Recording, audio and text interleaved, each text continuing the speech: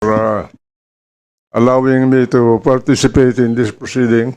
I would like to start by saying that the other day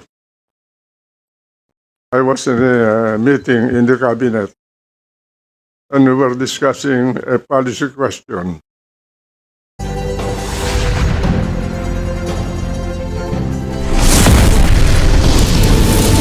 about our security. And I asked, I will explain to you why I asked later on. I asked the question, if 1 month from now we are faced with a situation where we have to go to war against any of our neighbors, can we raise an army to defend this country and safeguard the lives, property, and freedom of the Filipino people? I ask the same thing with you as legislators, because that is the essence of your responsibility. Nobody answered the question. CESA was not only an economic project, it's a part of the security of this country. Until today, that is the norm. And I do not know why people want to destroy it. I created that upon the behest of the president then. She sent me around the country to find places in the country that can be developed economically so that we can spread the risk of economic development in case of calamity or in case of a war. And we identified Kasambalangan, which is now Port Irene. We identified Giwan. We identified Zamboanga. We identified Antique. We identified several others, so that the economic development of the country is balanced, and if something happens in one place, it will not affect the others. What are you doing today in this country? You're bunching all the development in the western part of the country, put all the money of the people that are starving to pay their taxes in a risky place of this country. In case of war, the western part, western flank of this country will be blockaded. All those investments will go to north, and the people will starve to death. Can you imagine that? That area is the anchor of the safety and national security of the country, to protect it. We have no enemy that can attack us from the east. We have no, our enemies may come from the south, from the southwest, from the west, from the northwest, and none in the east and the north. So when we do our things as legislators, I'm leaving you. I might be dead tomorrow. I will not care, but you have to care about your children and grandchildren. You must always think of country first. How to provide them with their livelihood and how to keep them safe from other countries. Every country around us is our enemy, potential enemy. No exception. And that's why, may I beg those who have in their minds to destroy CESA, to stop it. There is a purpose for CESA. Until today, that purpose is being pursued. That's all the message that I want to leave you. Thank you, sir. Rest assured that every member of this committee will bear in mind that country first. Yun din po ang aming pinaglalaban dito, that we will be fighting for this country. This is the only country that we have. And basically, napag-usapan po yung CESA, the APAB, and the APECO. And we will be, actually, medyo hindi na po siya germane doon sa pinag-uusapan natin sa PAGCOR.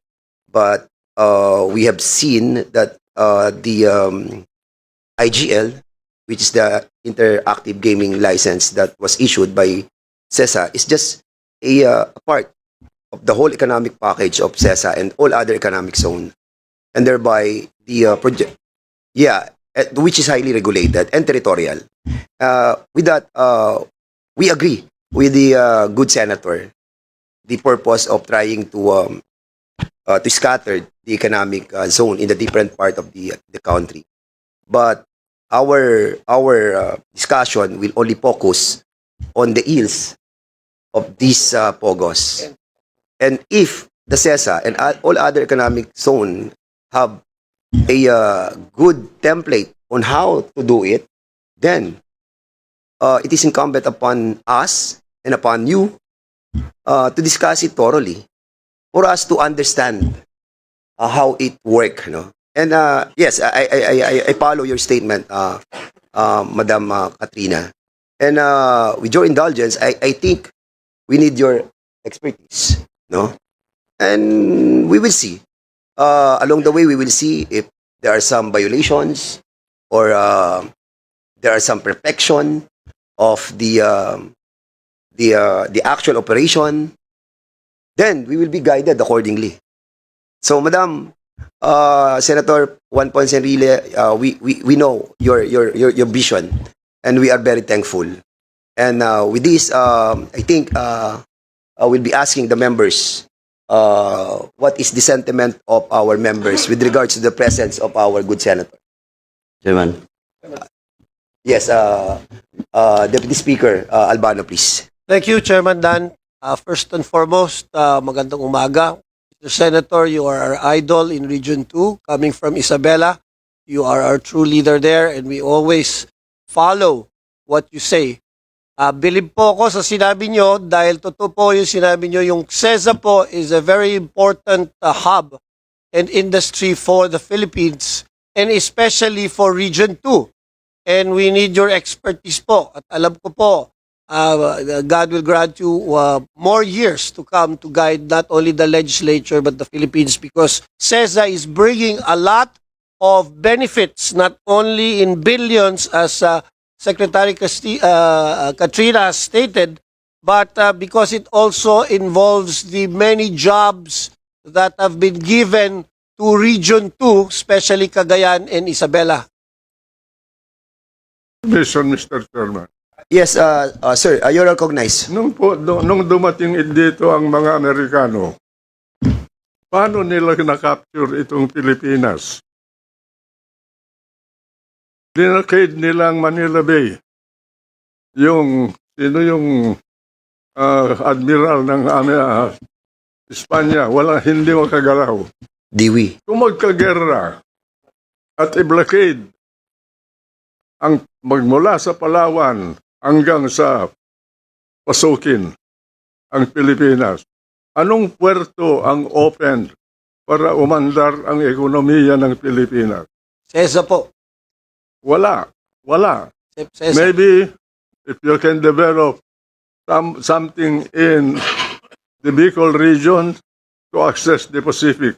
CESA is the most strategic port for this country. That area from Pagudpod all the way to Kasiguran in Isabela, that portion is an area that can support 50 million Filipinos economically. That's how important that is. And there is no one that can attack it. And that is why we have to develop that as a place to repair our government and our people, some of them, in case of war.